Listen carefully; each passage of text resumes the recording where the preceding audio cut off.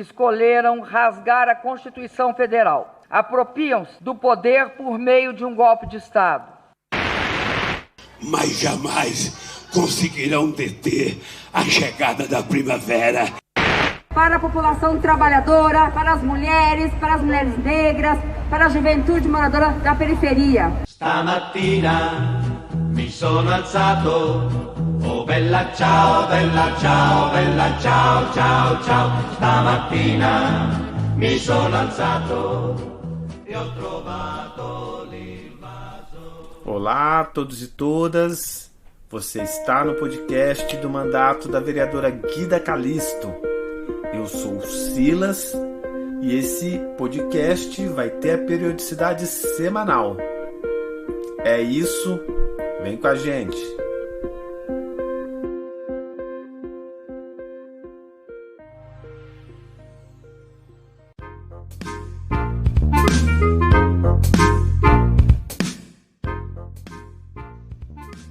Olá, nós estamos na semana que se encerra no dia 1º de maio, Dia do Trabalhador. Houve manifestações da esquerda e da direita por todo o país. Aqui no município de Campinas, vamos abrir a semana iniciando aulas presenciais no pior momento da pandemia. Eu converso com a Guida sobre uma série de ações do mandato, converso com o Leandro sobre o significado histórico do 1º de maio e termino com o Ronaldo Hipólito sobre o significado da cúpula do clima que se encerrou na semana que ficou para trás. É isso, vamos ao trabalho. Guida, vou fazer um percurso aqui, partindo das diligências que a gente fez essa semana, porque, no fundo, essas diligências, elas remontam as preocupações e as ações do mandato no parlamento também essa semana. Então, iniciando pela educação, porque, afinal de contas, ela foi um tema dominante nessa semana novamente, o mandato fez diligência em 2 escolas municipais com o objetivo de observar os protocolos relacionados à volta às aulas presenciais. Você pode falar para a gente brevemente um pouco o que a gente encontrou em cada uma dessas escolas municipais? Olá, Silas, olá, ouvintes do nosso podcast. Essa semana, que se inicia no dia 26 de abril, na segunda-feira, dia 26 de abril, se deu o retorno das aulas presenciais aqui no município de Campinas. Como todos sabem, nosso mandato se posicionou contrário ao retorno das aulas presenciais nesse momento, porque entendemos que nós estamos no pior momento da pandemia. O Brasil tem registrado aí número altíssimos diário de mortes e de contágio pela transmissão e não temos vacina. E Campinas não está fora desse contexto. Aqui em Campinas a gente vê que tem aumentado tanto o número de pessoas contaminadas pela Covid-19, como também o número de mortes. Abril foi o pior mês. Por conta disso, nós também nos posicionamos contrário ao retorno às aulas presenciais. Bom, de qualquer forma, se deu esse retorno, agora dia 26 de abril, e nós fomos visitar as escolas para saber se os tais protocolos sanitários deliberados aí pelo Devisa aqui no município estavam sendo cumpridos. Fomos até uma EMF, uma escola na região leste, a escola Ciro Excel, e tentamos visitar essa escola, enfim, para verificar como é que estavam as condições sanitárias ali. Mas nós não conseguimos visitar porque a vice-diretora e a inspetora de aluno nos recebeu no portão da escola e de forma muito truculenta nos expulsou de lá. Disse que nós não éramos bem-vindas, que essa vereadora não era bem-vinda ali e que ela já tinha relações com o vice-prefeito e não necessitava da nossa presença ali. Foi muito ruim. Então, enfim, de qualquer forma, nós nos retiramos dali, porque a situação estava bem complicada, e continuamos as nossas visitas. Aí nós visitamos uma outra escola, que é na Vila União, que é a Padre Melico, e ali a situação foi completamente diferente. fomos bem recebidos pela gestora, pelos funcionários dali, que nos mostraram todas as condições da escola. Nós verificamos todas as medidas que a escola se organizou para poder estar atendendo os alunos. E, de fato, né, a gente vê que essas medidas não dão conta, essas medidas sanitárias deliberadas pelo Devisa não dão conta para que não haja contágio. A gente vê com muita preocupação esse retorno das aulas presenciais. Ali a comunidade escolar muito preocupada, né, preocupado com os equipamentos de proteção individual, preocupado com toda a organização da sala, mantendo o distanciamento, mantendo ali todas as condições sanitárias, enfim. Mas a gente ainda vê que tais medidas, né, tais protocolos sanitários que o Devisa impõe, não nos dão tanta certeza, né, que não vai haver o contágio. Pelo contrário. De qualquer forma, fica o nosso registro, a gente pretende continuar, porque essa semana agora, que se inicia no dia 3 de maio, vai ser o retorno da educação infantil. Então, também a gente vê que essa necessidade, né, da fiscalização, das visitas, com certeza vai ser importante para a gente poder proteger a nossa comunidade escolar e a nossa população de forma geral, né? Porque o retorno das aulas presenciais coloca em risco não só a comunidade escolar, mas toda a população, porque coloca mais gente em circulação, coloca mais gente em aglomeração, coloca mais gente em contato.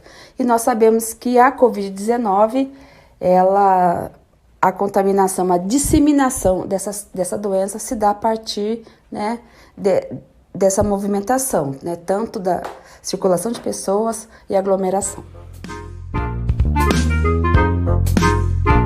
Guida, essa semana o mandato também se encontrou com o secretário de Educação, o Jorge Tadeu.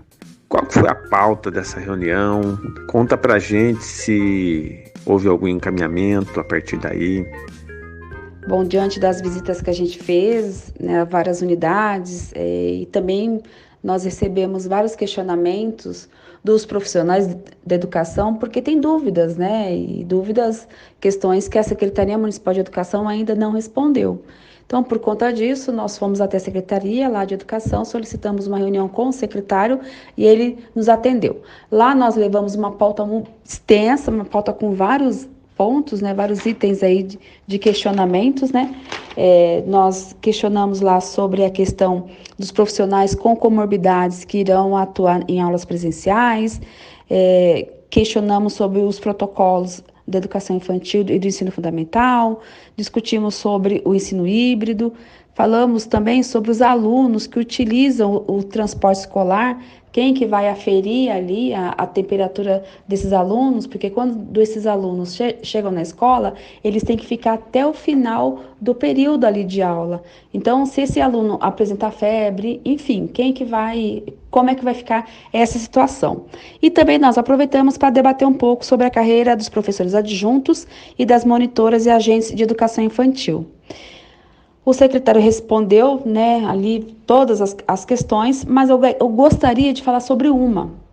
Ele afirma o seguinte, que o retorno das aulas presenciais na educação infantil vai acontecer de forma escalonada, porque na educação infantil existe 3 protocolos diferentes de atendimento. O mesmo protocolo de atendimento para o AG3 não é o mesmo do AG2 e também não é o mesmo do AG1, sendo que do AG1 os protocolos são mais rígidos, mais rigorosos.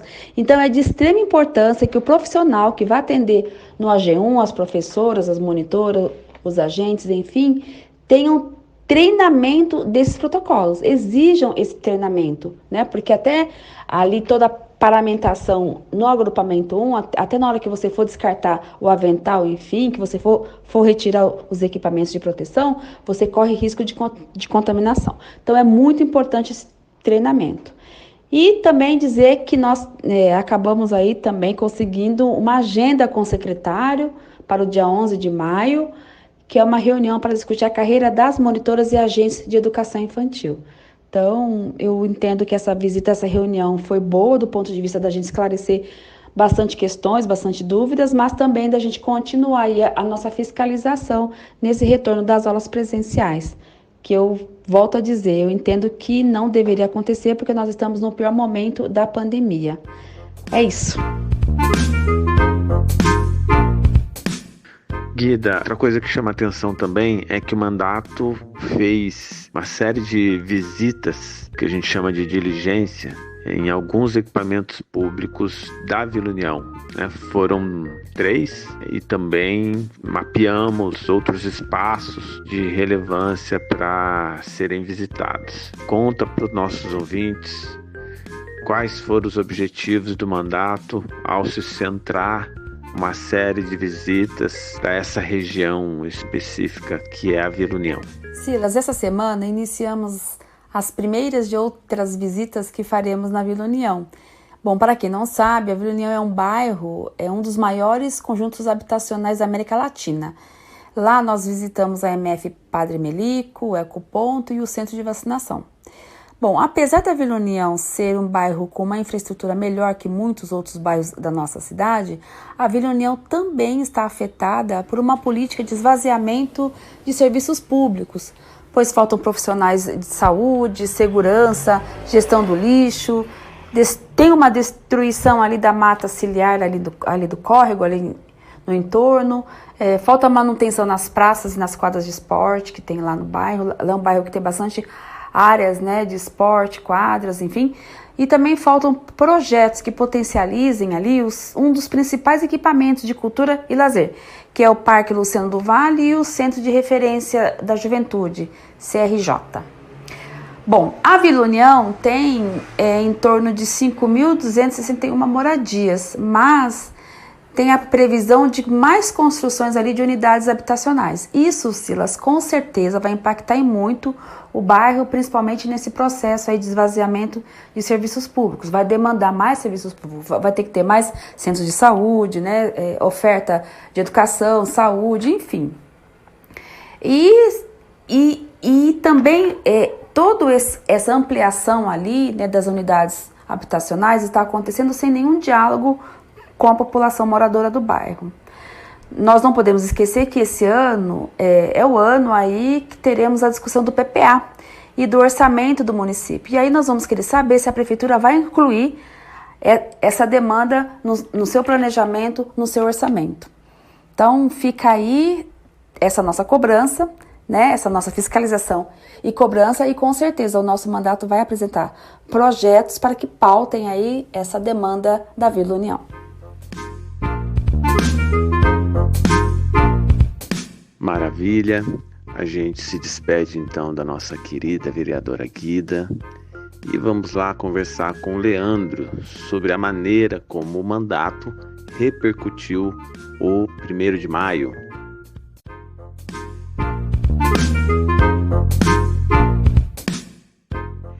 Leandro, o mandato organizou um debate no dia 30 de abril sobre o 1º de maio, né, o Dia do Trabalhador. Esse debate contou com diferentes centrais sindicais e foi mediado por nossa vereadora Guida. Como historiador, qual que é a importância que você vê nessa data para um mandato popular de esquerda como o nosso? Oi, Silas. Essa é uma data importante que é comemorada pela classe trabalhadora desde 1889, numa reunião da Internacional Socialista, em que os delegados e delegadas reunidas neste congresso, eles homenagearam aqueles operários e operárias que foram duramente reprimidos 3 anos antes, numa importante greve em Chicago em 1886. Uma greve que tomou proporções, né, enormes, se alastrou pela cidade e foi duramente reprimida pela classe dominante, pelo aparato policial, estatal, em que muita gente foi presa, ferida, morta.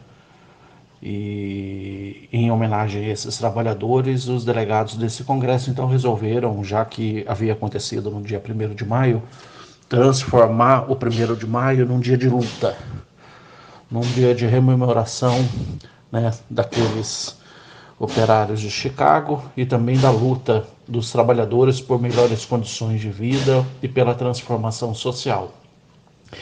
Desde então, a classe trabalhadora em diversos pontos do mundo organizam essa data como uma data importante, como uma data síntese, de unificação das lutas, tanto das reivindicações imediatas, nas melhorias de condições de vida, de trabalho da classe trabalhadora, como também, fundamentalmente, por aqueles setores que têm uma perspectiva de transformação social, que essas reivindicações imediatas estejam ligadas às reivindicações históricas, aos interesses históricos da classe trabalhadora, que é a construção de uma sociedade sem exploração, sem classes sociais, sem Estado, ou seja, uma sociedade em que a gente transite de uma sociedade capitalista para uma sociedade comunista, uma sociedade em que os trabalhadores, aqueles que produzem a riqueza, também tenham controle político, jurídico, ideológico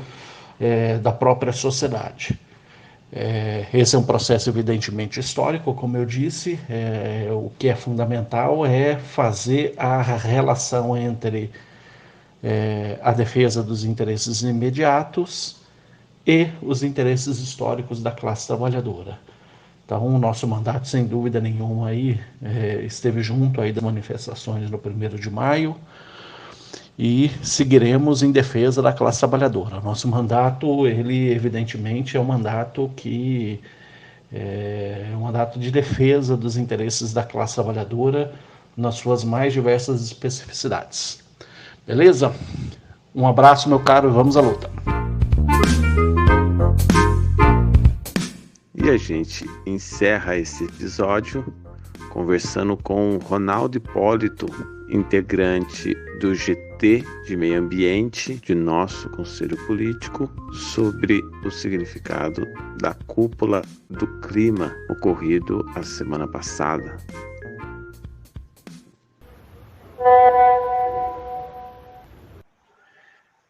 Boa noite, Silas. Na época do Toninho Isalene, eu fui secretário de Serviços Públicos, mas de 2007 a 2013 eu estava no Ministério do Meio Ambiente, lá em Brasília, na Secretaria de Recursos Hídricos e Ambiente Urbano. A Cúpula do Clima, que está acontecendo lá nos Estados Unidos, ela tem como objetivo traçar e acordar parâmetros, metas entre os países sobre a mudança do clima, o aumento da temperatura global, coisas desse tipo.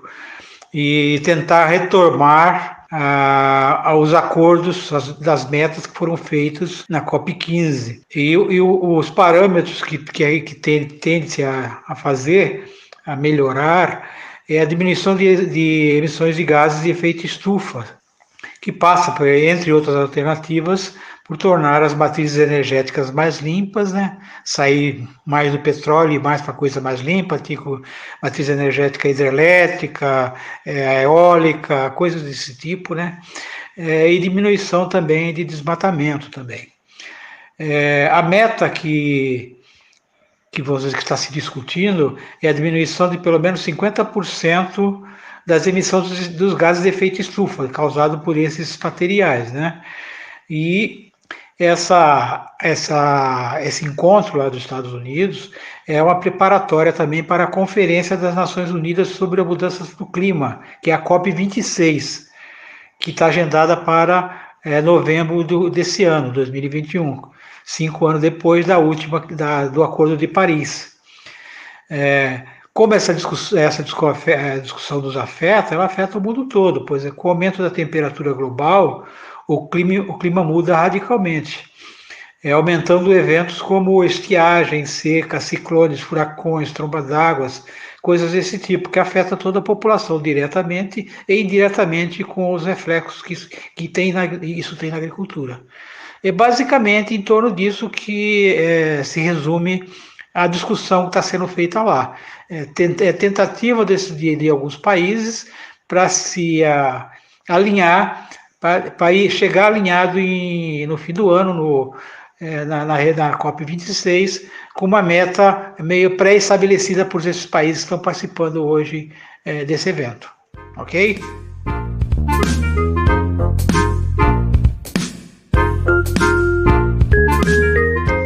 Acesse o nosso site guidacalisto.net.br e também as nossas redes sociais, a fanpage Guida Calisto 20 e no Instagram Guida Calisto. Fora Bolsonaro, fora Mourão e suas políticas genocidas. Eu sou Silas e esse foi o podcast do mandato da vereadora Guida Calisto. Abraço, até breve.